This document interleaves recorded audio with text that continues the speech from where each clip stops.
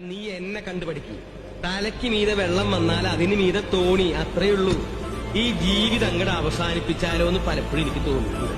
പിന്നെ വിചാരിക്കും, ഈ ലോകത്ത് സുഖങ്ങൾ മാത്രം അനുഭവിക്കാനല്ലല്ലോ കർത്താവ് നമ്മളെ ഇങ്ങോട്ട് അയച്ചിരിക്കുന്നത്. സന്തോഷിക്കാവുന്ന സമയത്ത് മനസ്സ് തുറന്നങ്ങ് സന്തോഷിക്കുക. ബാക്കിയുള്ള വല്ലയിടത്ത് കാണാമോ?